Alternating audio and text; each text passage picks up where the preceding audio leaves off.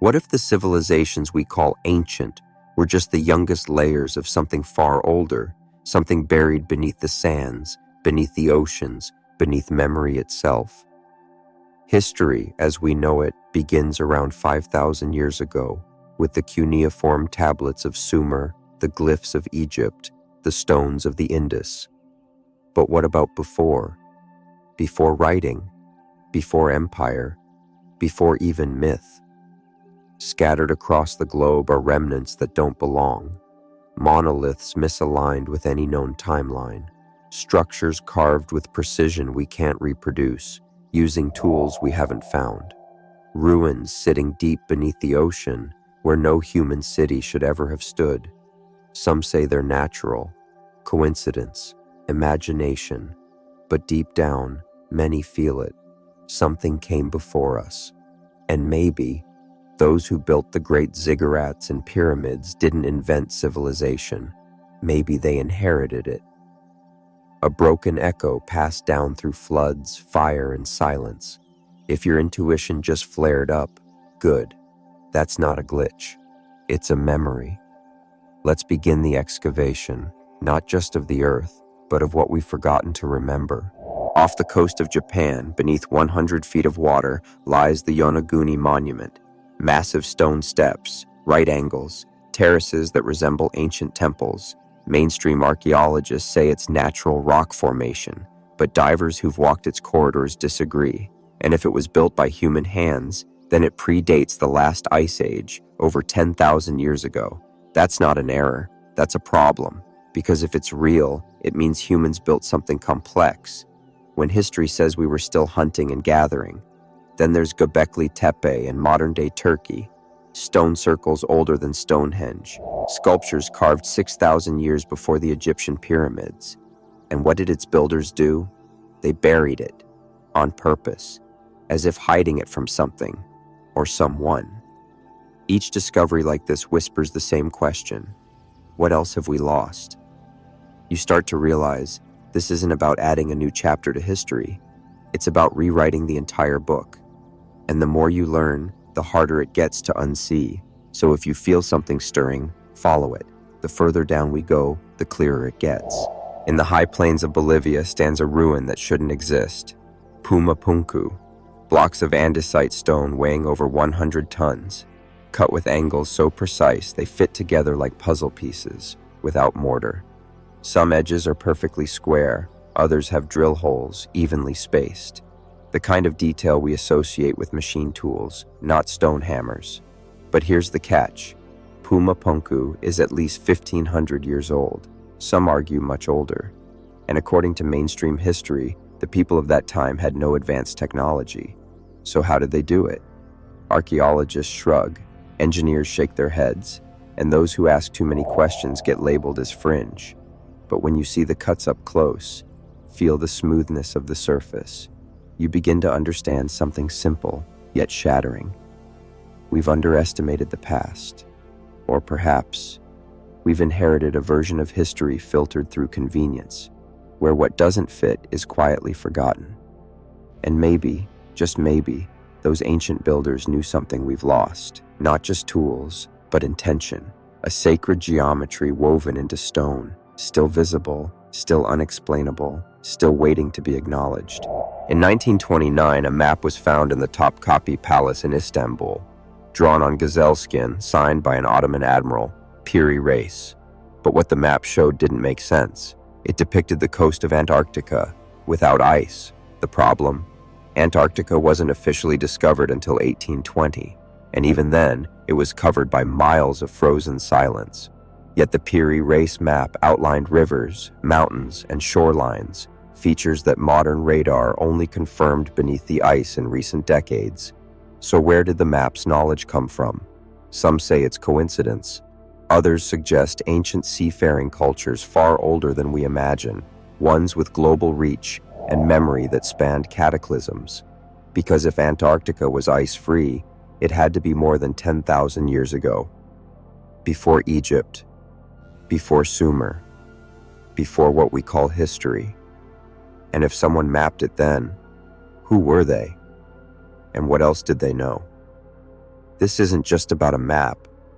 It's about the possibility that a global civilization once existed, one we've forgotten, but whose fingerprints remain in ancient blueprints, in myths repeated across continents, and maybe in the very stories we call legends. Every ancient culture has a myth of a lost land. The Greeks had Atlantis. The Hindus spoke of Kumari Kandam, lost beneath the Indian Ocean. The Aztecs remembered Aztlan. The Babylonians whispered of Eridu, where gods walked like men. And in each story, a pattern repeats: a golden age, a sudden cataclysm, a memory erased. But what if these weren't myths? Plato described Atlantis not as legend, but as history. He gave exact measurements, geography, and even the date of its destruction, 9,000 years before his time. Mainstream scholars call it allegory. But then, why do so many unrelated cultures share the same theme? Is it coincidence or buried memory? The Tamil texts describe an ancient land stretching from India to Antarctica, filled with wisdom, cities, and stars that guided the soul. Some say it sank during a massive flood. One also recorded in the Bible, the Epic of Gilgamesh, and over 200 other global flood myths. That's not folklore. That's a pattern. And maybe the real question isn't, did these civilizations exist? But rather, why were they erased? And who benefits from a version of history where they never existed? In ancient Sumer, they tracked planets invisible to the naked eye. In Egypt, they aligned pyramids to the stars with a precision we still struggle to replicate. In Mesoamerica, the Mayans calculated solar eclipses centuries in advance. They say this is coincidence, that ancient people simply observed well. But how did they know the Earth wobbles on its axis? Something we only confirmed recently, and they embedded in the design of Angkor Wat and the Great Pyramid? Why did the Dogon tribe of Mali speak of Sirius B, an invisible star that modern science discovered only after the invention of the telescope? Their oral traditions didn't guess. They described the star's orbit, density, and relationship to Sirius A, centuries before astrophysics did. So again, how? Where did this knowledge come from? Some say ancient aliens, others say lost advanced civilizations. But maybe it's simpler. Maybe we're the ones with amnesia. Maybe what we call primitive was just different. Rooted not in silicon and wires, but in energy, rhythm, and deep observation. Not less advanced, just not the kind of advancement we recognize. And if this resonates with you, you're not alone. Sometimes the soul remembers what the mind forgot. If these civilizations were real, then why did they vanish? Was it war, natural disaster, or something else? The Earth has a memory of destruction. In every corner of the world, we find a layer of black sediment, evidence of fire, flood, and sudden extinction. Scientists call it the Younger Dryas impact hypothesis. Roughly 12,800 years ago, something massive hit the Earth. A comet, a meteor, or maybe a chain reaction of cosmic events. It triggered rapid climate shifts, mass extinctions, and possibly the collapse of advanced societies. But there's another theory, that some of them didn't vanish. They went underground, literally and figuratively, taking their knowledge with them, waiting, watching, and over time, the survivors told stories. Stories became myths.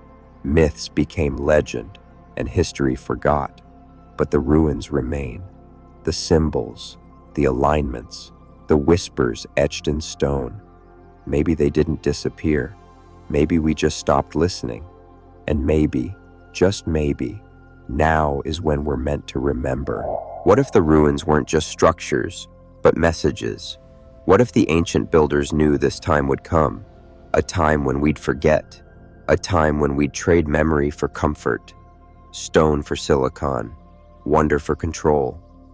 And so, they left clues, aligned to the stars, buried beneath deserts, etched into myth, not for fame, not for fear, but for us to remember.